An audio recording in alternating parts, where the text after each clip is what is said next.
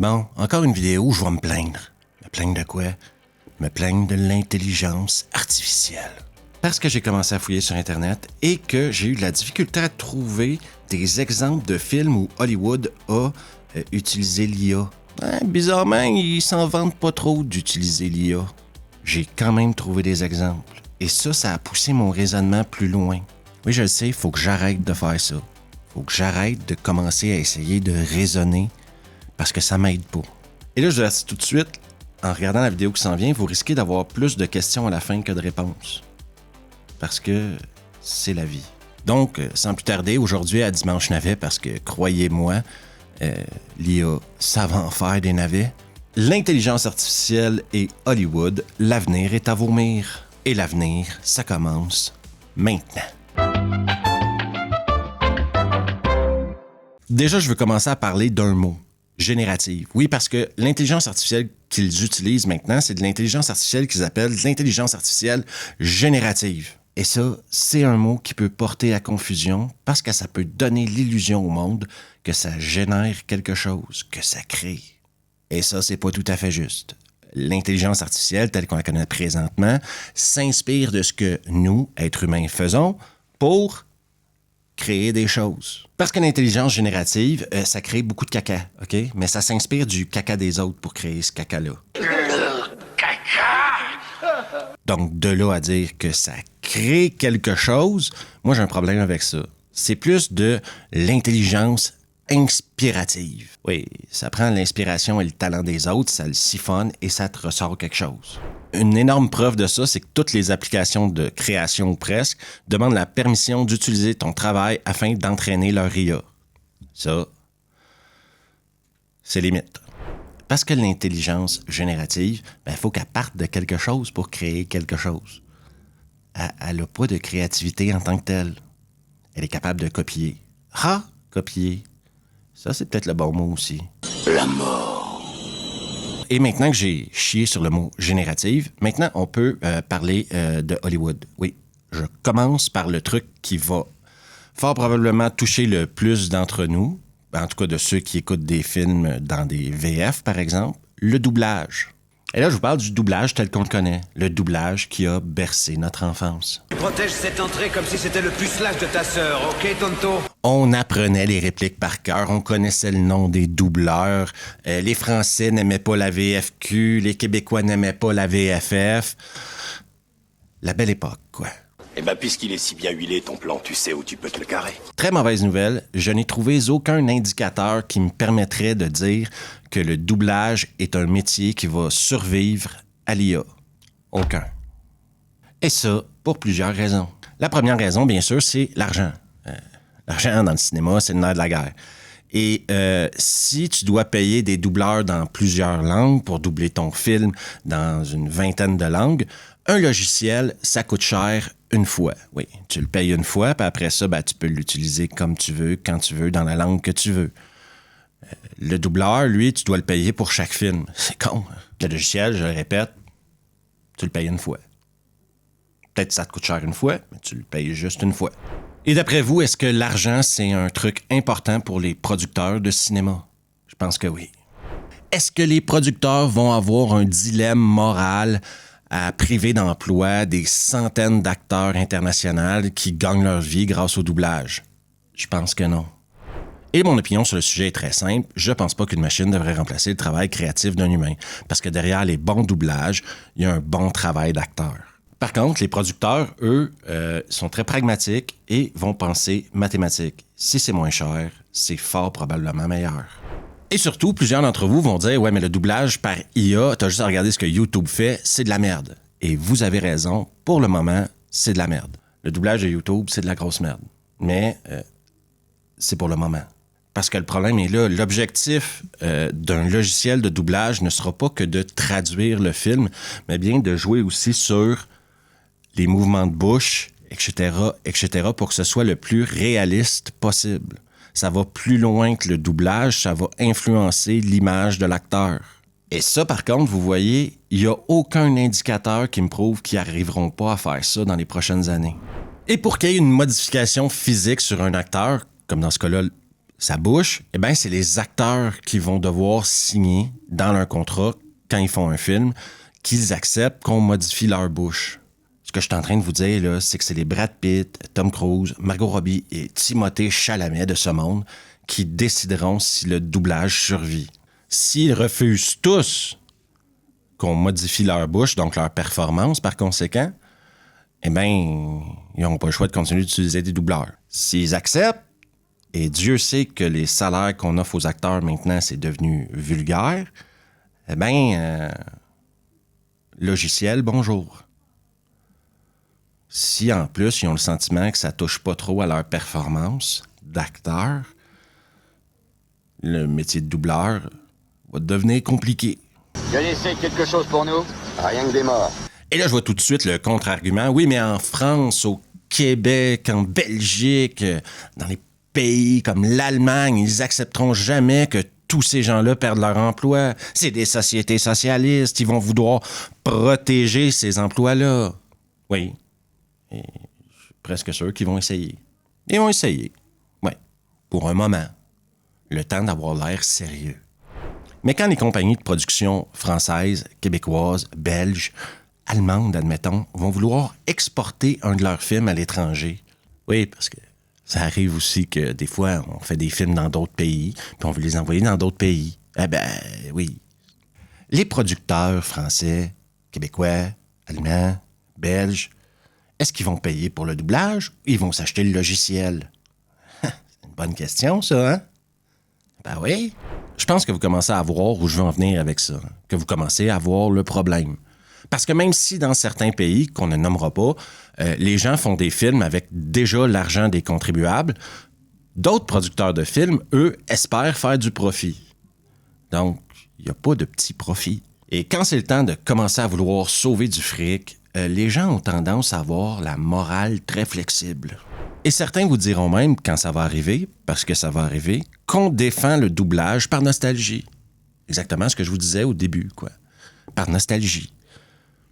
Mais que l'IA, au-delà des pertes d'emplois, va créer d'autres emplois parce que ça va permettre de mondialiser le cinéma local. Oui, le cinéma français s'exportera mieux grâce au doublage à l'IA. Même chose pour le cinéma de tous les autres pays. Ça va être plus facile à exporter parce que ça va avoir l'air d'un film tourné dans la langue où tu veux l'envoyer. Vous pouvez noter tout de suite que je vous ai donné cet argument-là parce qu'il va sortir un jour ou l'autre dans un argument. C'est la mondialisation du cinéma, quoi. Essayez plutôt de causer à mes burnes. En passant, l'IA, niveau des voix, a déjà été utilisée pour modifier l'accent de Adrien Brody dans The Brutalist. Aucun cinéphile s'en était rendu compte avant que le réalisateur du film en parle. Et c'était un film pour cinéphiles, hein? Moi, je l'ai vu, c'est long, il faut s'accrocher. Être ou ne pas être. Ne pas être. Donc, la question, là, la véritable question, c'est combien de temps est-ce que le doublage tel qu'on le connaît aujourd'hui, tel qu'on l'a connu, va continuer d'exister avant que l'IA prenne la place, quoi. Perso, je leur donne entre 7 et 12 ans. Ouais. Si le gouvernement va se battre un peu, créer une petite résistance, mais à travers le temps, les années, etc., ça va s'essouffler la résistance et on va juste se faire à l'idée que ça n'existe plus. Un peu comme les répondeurs téléphoniques. Ça avait son utilité à une époque. Maintenant, ça n'existe plus. Qui chiale sa race toute la journée? Voilà ce que t'es, connard! Un métier qui sera encore plus affecté que celui des doubleurs, c'est clairement les créateurs d'effets numériques. Non, c'est pas le temps d'étudier en graphisme. En tout cas, pas pour faire du cinéma. Parce qu'eux, ils vont l'avoir dans le cul. Hein. Ils vont l'avoir dans le cul et ils vont l'avoir dans le cul à sec. Ça va faire mal. Faudra qu'il fasse importer 1 tonne de pommade pour vous soulager de vos hémorroïdes. Parce qu'à la chier qu'ils sont, ouais, regardez un générique là, de film, n'importe quel film qui sort avec des effets dedans, là. Regardez le générique de ça, là. Vous allez voir qu'il y en a une chier, et ça coûte plus cher que des doubleurs. Et ça prend du temps. 2 choses qu'Hollywood est incapable de supporter. Que ça coûte cher et que ça prenne du temps. Parce qu'oubliez pas qu'une IA, là, ça travaille 7 sur 7, 24 sur 24, 365 jours par année, c'est pas syndiqué et ça prend pas de pause pipi. Il y aura bien sûr, selon moi, encore des directeurs artistiques qui décideront de direction artistique d'un film, mais ils seront accompagnés de prompteurs, de ceux qui écrivent des prompts. Oui, eux, ils manqueront jamais de travail. Et si vous vous dites que ça n'a pas existé encore, bien, Alien Romulus, la petite conversation avec Bilbo, là, le visage de Bilbo, c'est de l'IA. Oui, c'est de l'IA. Alien Romulus. Et ça fait quoi? Du bleu. Et là, vous vous demandez sûrement, oui, mais Steve, ça va prendre des prompteurs. Je viens de vous le dire que ça va prendre des prompteurs, OK? Oui, il y a encore des gens qui vont travailler là-dedans, mais est-ce que tu as besoin d'être créatif pour être prompteur? Ça, c'est une question intéressante aussi. Ou tu as juste besoin de savoir quoi donner à l'IA pour obtenir ce qu'on te demande d'obtenir? Est-ce qu'être prompteur, c'est un métier créatif? Pour le moment, j'en doute encore. Et encore une fois, je vous répète le concept de copier ce que les autres ont fait. Je dis ça, je dis rien, mais j'ai le sentiment qu'il va y avoir du trafic au bureau de chômage pour les spécialistes en texture numérique. Tiens, un autre film qui a utilisé l'IA, The Creator. Vous vous souvenez de The Creator? Eh bien oui, l'équipe de production a utilisé des algorithmes de IA pour augmenter la qualité des arrière-plans et aussi pour améliorer la qualité des images qui étaient déjà en synthèse, pour les rendre plus réalistes. Ce qui fait en sorte que ça a pris moins de temps et moins d'employés. Parce que nous, en tant que spectateurs, là, pour le moment, au moment où je vous parle, on se rend pas forcément compte de la différence entre un film qui a utilisé de l'IA et un film qui utilise des effets numériques, du CGI. Mais un jour, j'ai le sentiment qu'on va s'en rendre compte. Et bien que j'ai chié sur des mauvais CGI, encore une fois, j'ai l'étrange sentiment qu'un jour, je vais chier sur de la très mauvaise IA. Écoute, pourrieux. Pour moi, tu n'es qu'une merde de chien qui s'étale sur un trottoir. Et maintenant, je vous parle des scénarios. Et là, je vous dis tout de suite, l'IA a déjà été et présentement utilisée et sera utilisée dans le futur pour créer des scénarios. Et comme dans tout, il y a des nuances. Est-ce que c'est un crime pour un scénariste d'utiliser l'IA afin d'analyser son scénario pour voir s'il n'y a pas des trous scénaristiques ou des plot holes? Je pense pas. Sincèrement, je pense pas. Je pense pas non plus qu'Aaron Sorkin utilise ça, mais je pense pas que ce soit très grave non plus. Est-ce que c'est grave si un scénariste utilise l'IA afin de créer une scène pour cimenter l'exposition autour de son protagoniste principal? Ah là, ça commence à être d'autres choses. Parce que c'est ça. Là, c'est plus compliqué à juger ça. Est-ce que c'est grave si un scénariste utilise l'IA pour lui demander de créer une interprétation de Bienvenue chez les Ch'tis qui se passerait au Missouri, aux États-Unis, sans avoir la permission des créateurs originaux? Je pense que oui. Personnellement, je pense que là, on n'est plus dans une zone grise. C'est du vol. Et là, j'ai pris un exemple de film que presque tout le monde connaît, un des plus grands succès, sinon le plus grand succès de l'histoire au cinéma français.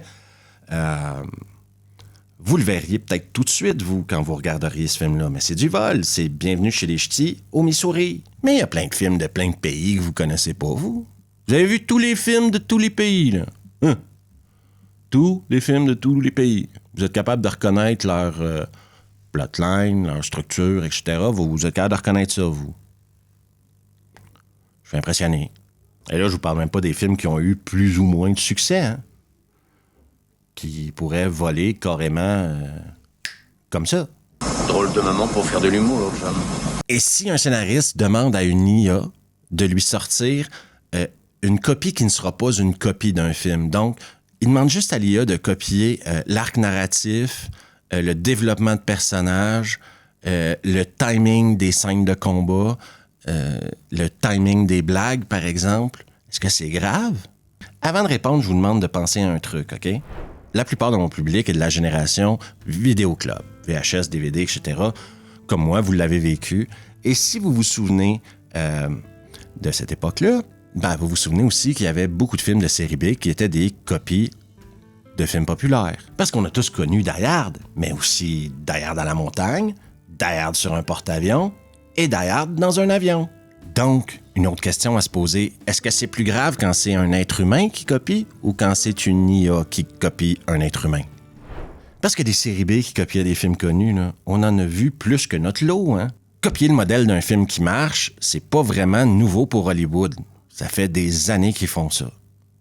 Et en plus, maintenant, ils sont fanas de suites, reboots, remakes, etc. Donc, utiliser l'IA ou pas pour écrire le 11e Fast and the Furious, est-ce que ça va changer quelque chose? Sulfateuse. Et tant qu'à être dans l'idée, je vais aller au bout de l'idée pour peut-être la rendre la plus ridicule possible, mais en tout cas, je vais aller au bout de l'idée, OK? Imaginez un producteur qui décide, moi, je n'ai pas besoin de scénariste. Je vais engager un prompteur qui, lui, va me sortir un scénario qui sera une copie de Predator, mon film préféré de tous les temps. On coupe l'intermédiaire, plus de scénariste chiant qui arrive avec sa vision de son histoire. Moralement, ça, c'est dégueulasse. Hein? Le producteur est clairement une petite pute. Mais est-ce que c'est illégal? Non. En tout cas, je pense pas que ce soit illégal. Et est-ce que ça va finir par arriver? Ben, je pense que oui. Je pense même que c'est inévitable. Un jour ou l'autre, on va voir des films écrits par une IA parce que ça coûte moins cher qu'engager un scénariste ou d'acheter le scénario d'un scénariste. Ce qui m'amène à une autre question. Est-ce qu'on doit recevoir un avertissement quand on regarde un film, au début du film, que ce film-là comprend de l'IA, a été écrit par de l'IA? Je pense que oui. Je pense que ça serait normal qu'on nous dise que le contenu qu'on regarde présentement a été créé par une intelligence artificielle. Je sais pas ce que vous en pensez, mais moi, je pense que oui. Là. C'est vraiment un gros tas de merde. Et pour finir cette merveilleuse vidéo, j'ai envie de vous parler du truc qui risque de m'énerver le plus, personnellement. Et c'est super simple. Plus personne va jamais mourir. On l'avait déjà vu dans Rogue One, si vous vous souvenez. Princesse Léa de 22 ans. Et Tarkin. Oui, Tarkin était là aussi, oui. Est-ce que ça me donnait le sentiment de regarder des cadavres parce qu'il n'y avait pas de vie dans leurs yeux? Oui. Mais le problème, c'est que ça va encore une fois s'améliorer, ces trucs-là. Fait que dans quelques années, peut-être qu'ils vont arriver à un point où ça me donnera plus ce sentiment-là, cette envie-là de me mettre 2 doigts dans la gorge pour me faire vomir. Et Disney est déjà là-dessus depuis longtemps, là. Oubliez pas non plus le Indiana Jones qui commence avec un Indiana Jones de 35 ans ou le Mandalorien qui a un Luke Skywalker de 28 ans. Oui. Donc, on rajeunit tout le monde. Et il n'y a pas que Disney qui pense que c'est une bonne idée. The Irishman, un film de Martin Scorsese, rajeunit Al Pacino, Robert De Niro pendant des heures et des heures et des heures et des heures. Un interminable film. Mais bon, c'est pas la question, la durée du film, c'est plus le fait que Robert De Niro, t'as beau lui mettre sa face de gars de 35 ans, il marche encore comme un gars de son âge. Et il parle encore comme un gars de son âge. Et encore là, ça aussi, ils vont l'améliorer. Parce que ça ne peut que s'améliorer. Vous pensez vraiment que Paul Walker va jamais revenir dans un film Fast and the Furious? Vous pensez vraiment qu'il va jamais revenir? Même s'il est mort, là. Vous pensez qu'ils vont pas le faire revenir un jour? Vous pensez vraiment que Disney n'a pas l'intention de faire une série Luke Skywalker à 28 ans un jour ou l'autre, là? Vous êtes sûr de ça, là? Et ça peut aller plus loin que ça, et c'est là où ça devient compliqué. Parce que maintenant, admettons, moi, là, je veux faire un film sur la course automobile. Et je me dis, pourquoi pas prendre Vin Diesel? Avec qui est-ce que Vin Diesel pourra avoir l'air cool à l'écran? Ben, on va prendre Steve McQueen et on va faire Bullet 2, le retour de Bullet. Si la famille de Steve McQueen signe en bas pour dire c'est beau, vous utilisez son image, ils vont le faire. Ils vont le faire parce qu'ils pourront le faire et parce qu'ils pensent qu'ils vont faire du fric avec ça. On aura peut-être un Top Gun un jour, 15 ans après que Tom Cruise soit mort, avec Tom Cruise dedans. On est rendu là. Parce que de toute façon, on n'a plus vraiment de stars de cinéma. Et les vrais stars de cinéma sont presque tous morts. Donc, on va les ramener à la vie. C'est tout à fait logique. Et on a la technologie, grâce à l'IA maintenant, de les ramener à la vie. Et les familles de ces gens-là, ils aiment le pognon comme tout le monde. Hein? Et ça, je vous avoue, ça m'énerve. Parce que ça empêche de renouveler les choses. Et ça m'a fait penser trop longtemps à trop de trucs que je veux pas voir. Comme par exemple un Retour vers le futur 4 avec Michael J. Fox, mais que ce coup-là a 22 ans parce qu'il a été créé par l'intelligence artificielle générative. Vous n'avez qu'à penser à tous les Terminators où ils remettent un Arnold plus jeune dedans. Vous trouvez ça bon? Vous trouvez ça beau? Non. Est-ce que ça va s'améliorer au point de nous faire peur? Oui. Est-ce qu'un jour, on va avoir un film avec Audrey Hepburn et Brad Pitt dans une comédie romantique? Peut-être. Je sais pas, moi, je ne vois pas l'avenir, mais je sais que ces gens-là pensent qu'à une chose, l'argent. Et s'ils pensent qu'ils peuvent faire de l'argent avec une comédie romantique mettant en scène Audrey Hepburn et Brad Pitt, ben ils vont tout faire pour essayer de le faire. Puis en plus, ils vont nous vendre ça comme un avancement technologique.